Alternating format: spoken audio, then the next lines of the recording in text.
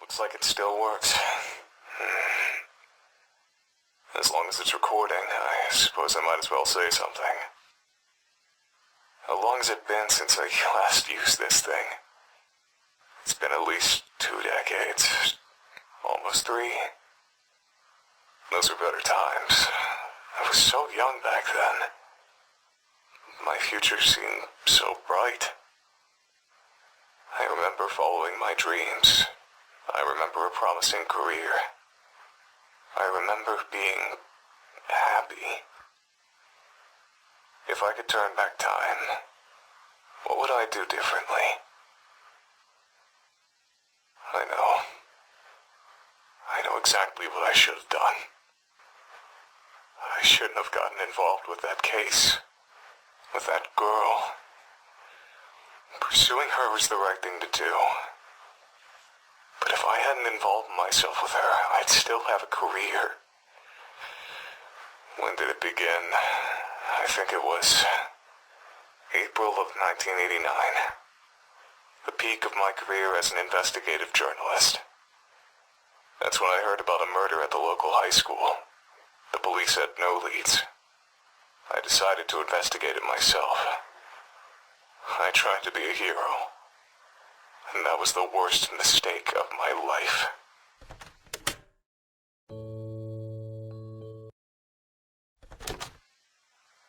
The school's faculty didn't let me conduct an investigation on school grounds. They were highly concerned with maintaining their prestigious reputation. They didn't want any police or journalists snooping around and ruining the school's image any more than the murder already had. Or maybe they just had something to hide and didn't want the authorities to find out. To this day, I still don't know how the school managed to convince the police that any crime that takes place on school grounds can only be investigated for 6 hours maximum. I heard a rumor that the school's headmaster bribes the police department to expedite their investigations as much as possible. There were a lot of unsavory rumors about the school's headmaster, but none have been proven to be true. Because I couldn't work around the school, I used to gather information by interviewing students outside of the school gate when they entered or left the school. It was at this point in time that I noticed a peculiar girl who was quite obviously stalking one of her seniors. I decided to keep my eye on her, and before long, I began to observe some disturbing behavior from her.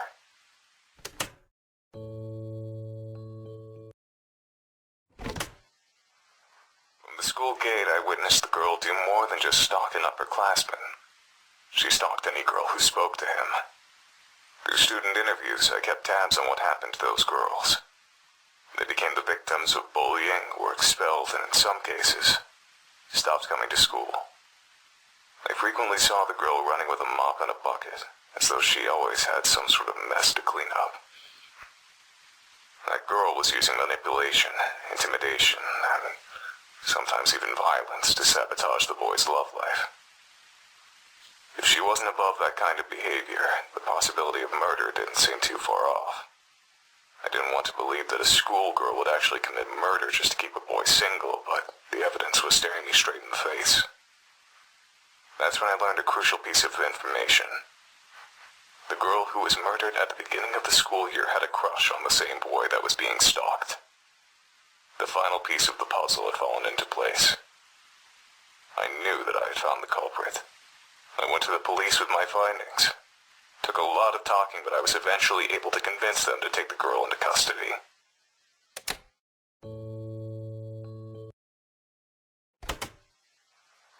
The idea of a murderous schoolgirl was scandalous enough to attract lots of attention. Word of her arrest quickly spread across the entire nation. The trial turned into a media circus. I became a celebrity practically overnight. I didn't want to be a public figure, but I did want my investigative skill to be recognized. I hoped that all the attention would boost my career. As it turns out, I was dead wrong. That manipulative little schoolgirl put on the best act I've ever seen. She cried non-stop, feigned ignorance at every opportunity, and had an excuse for every accusation leveled at her. The court fell in love with her. The media fell in love with her. The entire damn nation fell in love with her. She called me a dirty pervert who enjoyed leering at schoolgirls. She called me a fame-seeking yellow journalist. She claimed that I only accused her of murder for sensational headlines. The court bought every word of it. The day the judge declared her innocent, the entire country celebrated like it was a damn holiday.